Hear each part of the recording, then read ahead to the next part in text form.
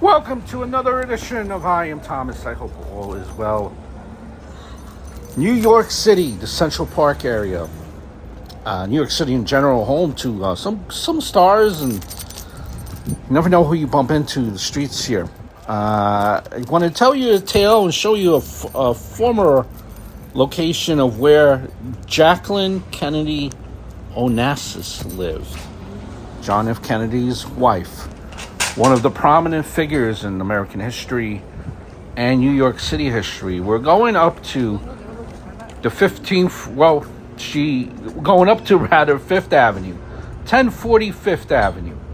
At the time after John F. Kennedy's death, this is where Mrs. Kennedy purchased a $250,000, 5,300 square feet apartment, 15th floor. 1040 5th Avenue, right outside of Central Park. I just want to show you that place and kind of speak about Miss Kennedy as we go along. As you see, one of the many photographs I've taken of Miss Kennedy throughout the years. Beautiful woman.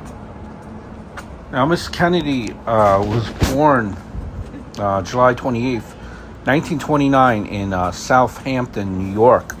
Her father was a wealthy stockbroker on Wall Street, whose family had come from France in the early 1800s. Her mother, Janet, had ancestors from Ireland and England. Her mother, Janet, was an accomplished writer, and Jackie was only a year old when her mother first put her on a horse. By age 11, she had already won several national championships. Jackie had won so much so that, like, the New York Times wrote an article about national championships back then in the 40s. Jackie also loved reading. Before she even had started school, she read all the children's books on her bookshelves. She loved reading Robin Hood was her favorite tale. She loved Scarlett O'Hara from Gone with the Wind. She loved the poet Byron. And the family wondered one day if Jackie might become a writer herself. She went to school on the East End Avenue here in New York. The teachers called her darling child, the prettiest little girl, very clever, artistic, and full of the devil. At times, she did get into mischief, would be said, I guess, to the head mistress, which is like the principal. And it was written on her report card, Jacqueline was given a D in form because her disturbing conduct in her geography class made it necessary to exclude her from the room. Well, no need to worry. Jackie did behave and did manage to graduate. I don't think that was ever a problem, but in case inquisiting minds do want to know. And her first job was a very, very cool type of job. The inquiring photographer, I guess, so to speak. She was the camera girl for the Washington Times.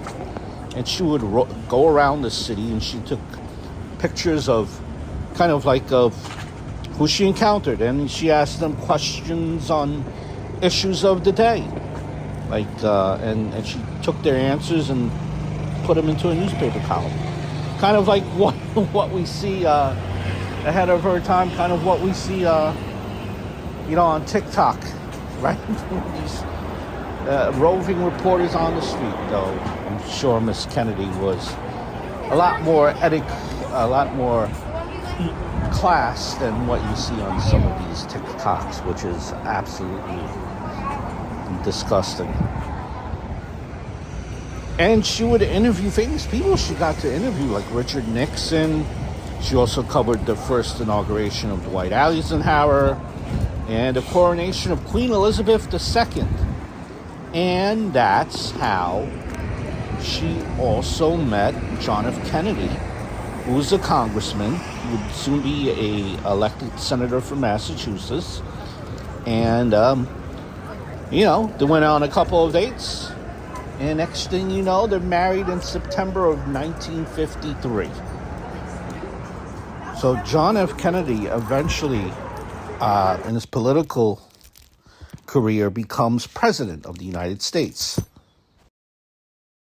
And she, in the media, before John F. Kennedy was elected president, she would answer campaign letters, taped TV commercials, gave interviews. And she always said that her first and foremost job is to be a great mother, which she definitely was. And when they moved into the White House, she was determined to make the White House into a real home for her family, right? She turned the sun porch on the third floor into a kindergarten school for Caroline and 12 to 15 other children who came every morning at 9:30. There was also a swimming pool, a swing set, and a tree house on the White House lawn for Caroline and John Jr. Mrs. Kennedy also thought about what the White House represented to its many visitors and to citizens everywhere. She wanted people to have a great appreciation of the history, of America's first residence and its past. Her first major project as First Lady was to restore and preserve the White House.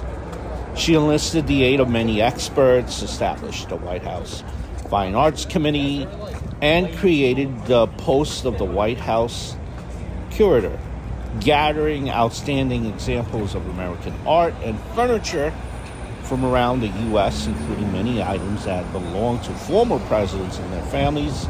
She restored all the public rooms in the White House. CBS television asked Miss Kennedy to present a televised tour of the restored White House, and 80 million Americans watched the broadcast. And it earned Jacqueline Kennedy an honorary Emmy Award. Miss Kennedy, I think you could also say that she was an ambassador of goodwill. She traveled with her husband, representing the United States abroad. An individual by the name of Clark Clifford. He was a respected lawyer and an advisor to President Kennedy. And Miss Kennedy had made a trip to Paris and Greece. She received a note of appreciation. Quote, "Once in a great while, an individual will capture the imagination of people all over the world. You have done this. And what is more important, through your graciousness and tact, you have transformed this rare accomplishment into an incredible, important asset to this nation." As First Lady, Miss Kennedy also traveled to Italy, India, Pakistan. Her interest in other cultures and her ability to speak several foreign languages — she had spoken French, Spanish, Italian — it brought her a lot of goodwill and admiration around the world. There you see, right there in front of you in the with that awning, that is the former building that Miss Kennedy lived on. It's higher up. It's about the 15th floor. I just wonder, how many people actually know that Miss Kennedy lived there. Central Park is right over here, right behind me where I'm standing. And so just to kind of finish up telling you about the wonderful woman that was Miss Kennedy, she also was, she just kind of sought to preserve and protect America's cultural heritage, right? Lafayette Square. She helped to stop the destruction of that historical building along the square, including the Wenrick building, which is now part of the Smithsonian Institution. When President Kennedy died, that's when Miss Kennedy came back here to New York. and Miss Kennedy kind of lived the rest of her life here until 1994, when she passed away from cancer. She did get remarried, hence that's why you might be familiar with Jackie Kennedy Onassis. So again, she bought the entire 15th floor there. So that was 5,300 square feet. She bought that in 1964 for $250,000. Now, imagine appreciation now. She died very young too, when she died in '94. Just 64 years old. Remember when we were speaking about being a book editor?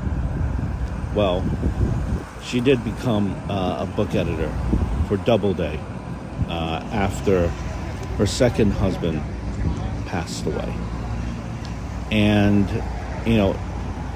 she fought, just like she fought in Washington when John Kennedy was president, when she was an advocate for historical preservation.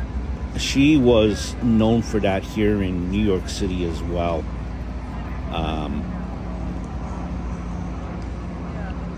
She helped save the Grand Central Terminal and St. Bartholomew's Church. You know how many people walk through Grand Central nowadays? She helped put everything with the renovation of that and help it to survive and thrive.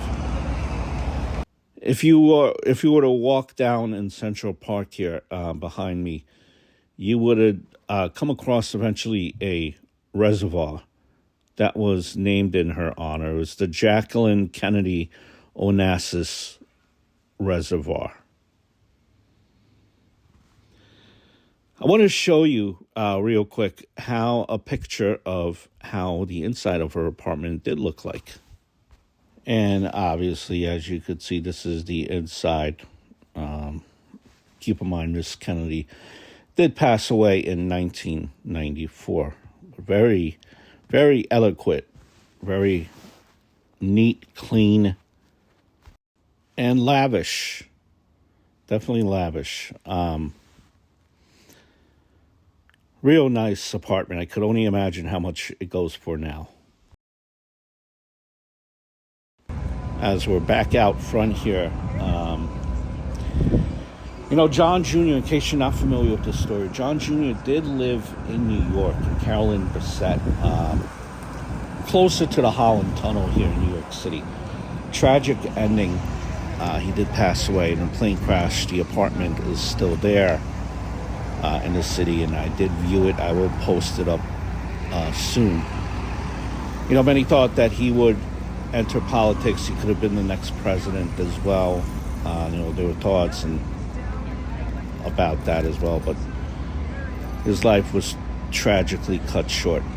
I just wanted to show you a video where Miss Kennedy did live after our President Kennedy was assassinated. Quick video. Do your research when you come in New York City. There are a lot of fascinating things to look at. I hope all is well, and I look forward to speaking to you guys very, very soon.